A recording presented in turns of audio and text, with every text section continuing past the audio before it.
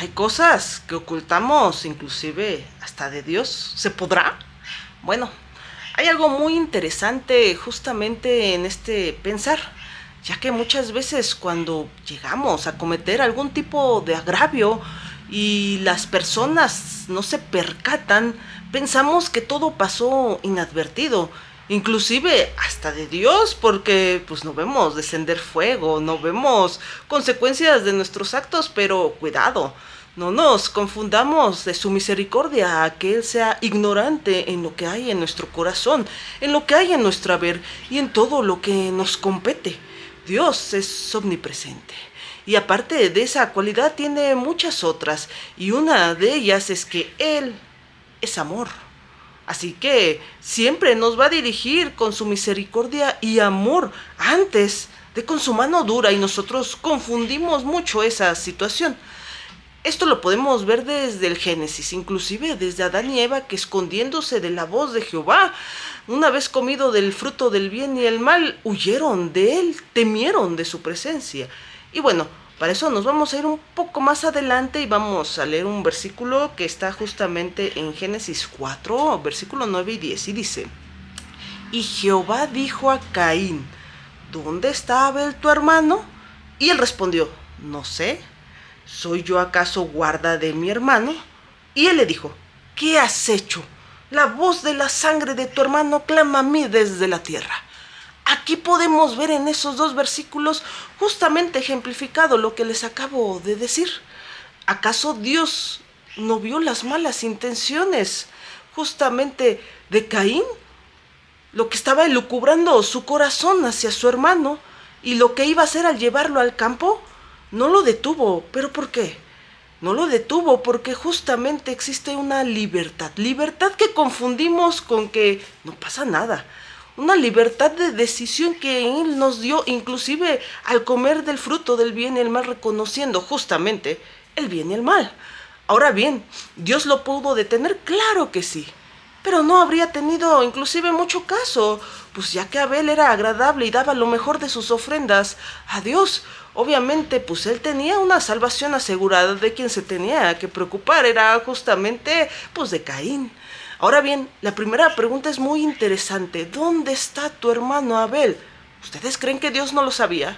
¿Ustedes creen que Dios no presenció toda esa situación? Claro que la presenció, claro que la sabía, pero esa pregunta fue la salida. Salida que nos da a cada uno de nosotros cuando cometemos algún agravio, de que inclusive nosotros mismos cuando pasa lo negamos. Negamos haber cometido el hecho y nos escondemos, lo escondemos en nuestro corazón, pero ahí sigue lacerándonos poco a poco. Esa pregunta abre la oportunidad que tenemos todos hoy en día. ¿Dónde está tu hermano? Y él respondió que no, no sabía, que justamente pues no era el guardaespaldas pues de su hermano, ¿no? ¿Y ustedes creyeron que esa respuesta iba a convencer a Dios? Por supuesto que no, porque él ya lo sabía. Era una oportunidad de salvavidas justamente hacia él. Y al rechazarla, pues Jehová justamente admite que la sangre de su hermano le está reclamando. Entonces, ¿no lo sabía acaso? ¿Qué es lo que nos pasa a nosotros hoy en día? Nosotros, inclusive asistiendo a las iglesias, hemos oído mucho de guardar paciencia, de perdonar al prójimo, de no robar, no cometer adulterio y entre otras muchas situaciones que sí debemos de guardar.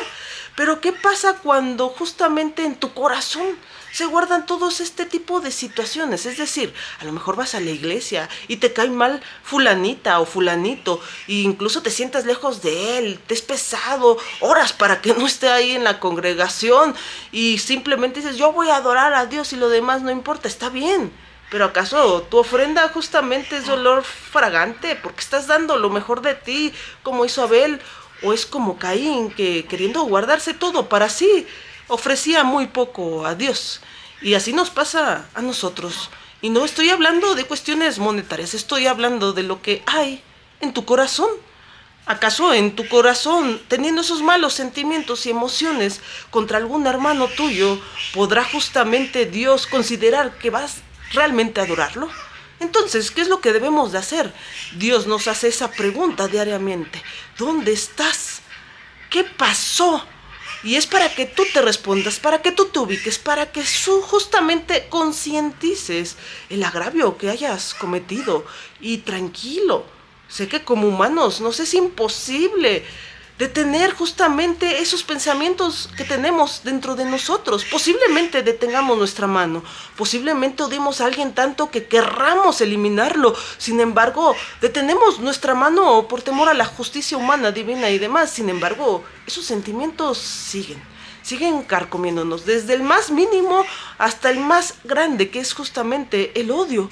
¿Y qué podemos hacer con ellos? Bueno, reconocer que no podemos contra ellos, reconocer que los tenemos, arrancarlos de nuestro ser y entregarlos a Dios para que se los lleve, porque nosotros necesitamos a Dios, porque sin Él estamos en tinieblas, porque sin Él no podemos ver la luz, porque sin Él no tenemos esa pregunta: ¿dónde estás? La dejamos de escuchar, nos alejamos y ya no oímos su voz. Así que hoy te invito a que abras tu corazón, a que realmente te preocupes no por las apariencias, sino lo que hay dentro, lo que nadie puede ver y lo que Dios sí sabe que tienes. ¿Tú crees que hablarle a Dios de esa situación que te atormenta va a ser nuevo? ¿Va a ser vergonzoso? Él ya la sabe. Hazlo. Adelante.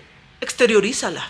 Dásela. Arráncala de tu ser y que Dios te dé un nuevo corazón para que puedas ser conforme a Él. Nunca lo olvides. Dios te ama. Eres lo mejor que ha hecho de su creación. Inclusive siempre te ha tirado esas cuerdas de salvamento y nosotros somos los que hacemos oídos sordos o no lo vemos. Pero tranquilo, Él sigue llamándote. Acepta su llamado y regresa con Él.